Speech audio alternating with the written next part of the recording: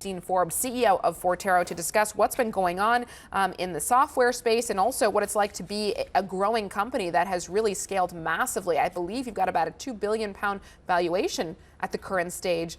Let me first ask you about how the uncertainty in the macro environment is affecting your sector, your customers, and the conversations you're having. Well, our business is incredibly resilient, well distributed, mostly across the major European markets. So as soon as you see the instability in the German market, for example, customers tend to become a little more hesitant. They become a little more cautious. Spending and decisions can slow down. But for us as a business, being so widely distributed means when one sector contracts a little bit, we can see acceleration in other markets, and our business has grown really well in France and the UK, and despite Germany being a little cautious, we continue to see good growth in that market as well. And how do your customers react to changes in the economic environment? Is ultimately software and improvement in software can lead to significant productivity savings down the line, which is a positive when you're looking at economic pressure. But on the other hand, it costs from an upfront perspective to be investing in things like this. Well, we're quite lucky. We serve 25,000 industrial mid-market companies. And that sector has been historically slow to digitize, right? So they're still maturing from a technology perspective. They're still finding many pockets of improvements that they can make and drive through technology investments. So that spend is increasing. That spend is accelerating as they look to get those efficiencies that you mentioned, and we're well positioned to help them with that. This has really captured my attention, the mid-market adopting technologies. And of course, we're talking about AI now. Where do you think they're at in that AI adoption story? Well, again, the industrial sector is a little bit slower to embrace new and cutting edge technologies. And what we've seen from our customers is they're really looking to us to provide, that guidance. We did an acquisition last year, a company called Forterro that's very, very advanced in the AI space.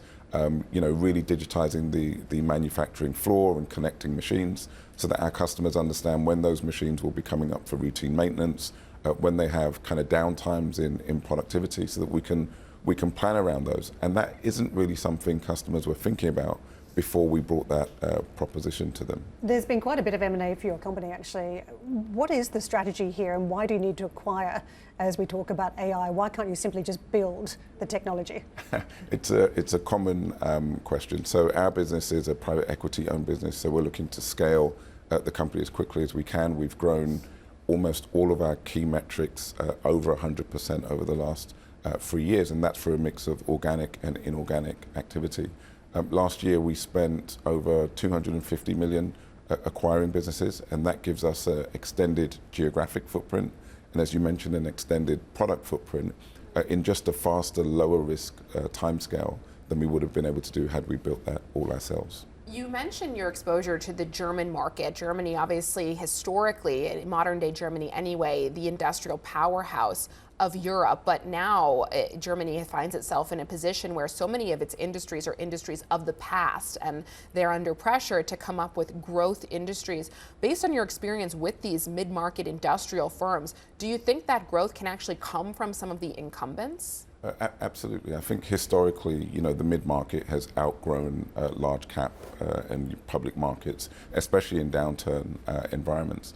And it's funny to hear how we talk about the German market at the moment because of the instability. But when I speak to our customers, they're forward thinking, right? So in the automotive sector, which of course has been a powerhouse space in the German market, these automotive supply chain companies have been thinking about the move to EV for many years. They've been thinking about the shift to solar for many, many years. So they're not just reacting to this now. They're forward-thinking, innovative businesses that are well ahead of some of these trends. Can I ask you, how quickly are you having to recalibrate around the new technologies that are coming to market? I mean, we were sold that ChatGPT is going to be the big one, and it's the American might bringing the best of technology to the world. And then we had DeepSeek, which changed that narrative. And now we've had Alibaba. And it feels as though some of these big, large language models just keep on evolving, but at a lower cost. So are you having to be more dynamic in terms of adopting technologies? For sure. But I mean, this is the technology space, and this is why we love it, because it changes so quickly. Innovation is the lifeblood of technology. And for sure, how we were thinking about deploying AI internally to help our sales become more efficient a year ago is quite different to how we're thinking about deploying that. In what way has it come down in terms of costs? It's come down in terms of cost. It's become a practice and a policy that more of our employees understand, so therefore a bigger population can embrace some of these new AI technologies. We're seeing great efficiencies in our R&D organization using AI to check and write code.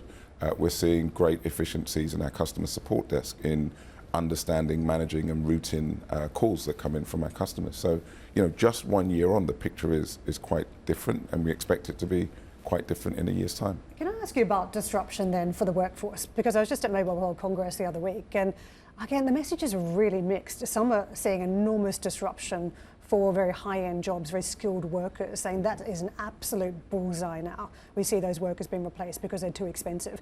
Are you seeing much in the way of job losses in future?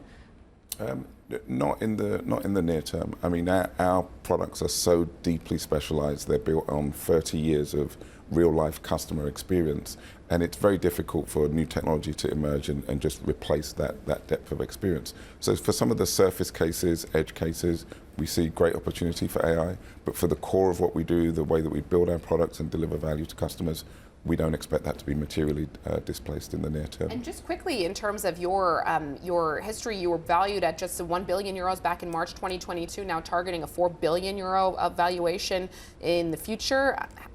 How do you see getting there? Well, it's been a very difficult few years. I mean, 2024 I describe as the most difficult year in my professional life. But despite that, we came through ahead of our 5-year plan, valued last year at 2.5 billion. And well on trend to exceed the 4 billion valuation by the end of next year. Again, it will come from a mix of organic and inorganic steps, and we've got a lot of great things in the pipeline. So it's been a difficult time, it's a difficult economy, but we're in a fantastic place. It's good to hear a positive story out of the UK. So Dean, thank you for sharing it with us. No problem. Dean Forbes with us, the CEO of Forterro.